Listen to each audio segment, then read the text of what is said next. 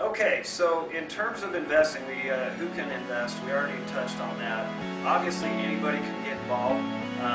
I've worked with people, for example, I told you all around the country, in pretty much all the 50 states, and there's an attitude that I want you guys to walk away with here, because it's very interesting. Because it doesn't matter if you've got a lot of experience or a little bit. There's an attitude that I recognized. There was a young couple I was working with, and this was about 4 or 5 years ago. They had never bought a house before. They had been renting, and their main objective was to get into their own place. I started working with them over a period of about 2 weeks through a separate company, and within 2 weeks they had canceled the coaching. And do you know what the reason was that they gave? And it could have been an excuse, but they said they already knew everything we'd been covering. Now, we've been covering some very fundamental stuff in terms of talking to agents and talking to realtors and things like that. But, you know, was there going to be more information down the road? Now, you're talking about a young couple who have never bought a property, and they walk away because they already know what they're talking about? Kind of interesting, right? Now, contrast that with another guy I coached. He was vice president of Travelers Group Insurance out of Hartford, Connecticut. He made $750,000 a year. I'm thinking, oh, I'll make $750,000 a year, you know, depending on the projects we're doing. But he came in and he said, I mean, I'm like bound to this guy. I'm like, man, you're making some serious cash. And he said, you know what? He said, if I can learn one thing, if I can learn one technique or one strategy that increases my ability to invest on every deal that I do, you know, then I am going to take that chance to learn that information. And he says, if it costs me $10,000, it's worth $10,000, right? You know, because if it turns into 10 deals, I mean, on a commercial deal, you're negotiating hundreds of thousands of dollars in a matter of 15 minutes. That's why my younger brother, he's in banking. He's actually out in Oregon. And I remember he was with a bank in Salt Lake, and he came to me one day, and he said, he was all ticked off. He was upset. He was up in arms. And I said, what's wrong? And he said, well, I was supposed to get a 6% raise, and they only gave me 4 on my review. I'm like, yeah, that'd be irritating. And he says, I'm going to fight it. I'm going to go in and give him all the reasons. And I'm like, okay, how much time is this taking? You know, because he had been fired up for a couple days, and over time I started thinking, now hold on a second, you're making $75,000 a year, and you're going to go and fight over 2% of an increase, which is how much? 1%, $700, so $1,400, $1,500 a year. What if you guys went and negotiated $1,500 off of a house? Would that seem a little ridiculous? Yeah, you wouldn't even negotiate that small of an amount, would you? Yeah. And so I had to tell him, I'm like, you know, your perspective needs to change. If you know how to deal with real estate, and if you know how to negotiate things, why spend even 5 minutes talking to a boss about $1,500? Why don't you go out there and spend that same 5 minutes or 15 minutes negotiating $20,000 off of a property? It's the same effort, isn't it?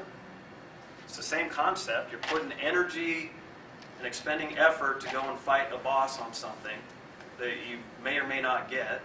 And if you do get it, they're going to work you 10 times harder for it, aren't they? So why not take that same amount of energy and go out there and negotiate on some properties? You know, it got to a point, I was working in a place one time where they kept having motivational things to try to get us to work harder.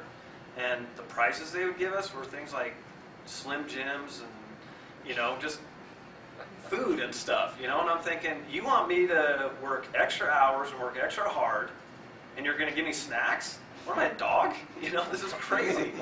And people do it every day. They do it all the time. And they don't realize that, you know, when I got to that point where I said, you know what, forget that. I'm not going to work any extra hard, put any extra effort out there, because I know that if I take that same amount of effort and go out and put it into my own business, into my own projects, I'm going to make 100 times that in one transaction, potentially, right? So one other example, let me give you in terms of who can invest. Older couple out of California. I was kind of worried about them because I was, again, working through a different company, and they sold a package to these people, and they're like 72 years old, and I'm thinking, oh my gosh, I hope these guys do well, because sometimes they don't have the energy, or, you know, they're not good on computers, and so they do have some challenges they're working with. Within 2 weeks of talking to these people, they go out and they're like, hey Greg, we found a property, and these people had never bought a house before in their life. Renters their whole life. 72 years old. That's amazing. And they came in, they're like, Greg, we found this great deal. And I said, what's going on? He said, we found a lady with 2 acres. It's a mobile home. It's on foundation, so it makes it a home, manufactured home. And it's sitting on 2 acres, and they said she's having financial difficulty. She's walking away. She's ready to give the keys back to the bank. So instead, the lady who's walking away, the lady who owns the property, is going to hand the keys instead to the old couple. Yeah. So the old couple is taking over the payments, and the payments just happen to be less than the older couple is paying in rent.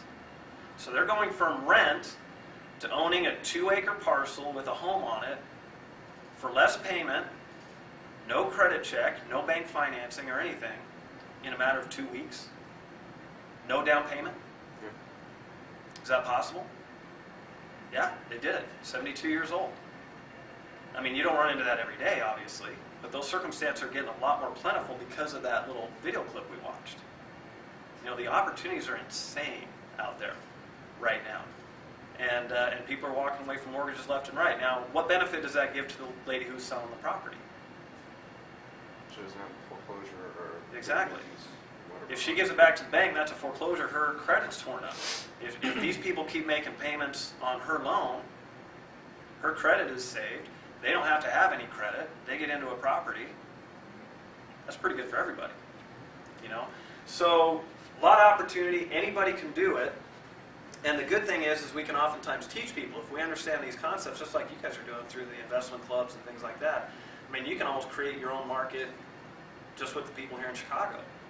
Find your own buyers, find your own sellers, and that's what we do all the time.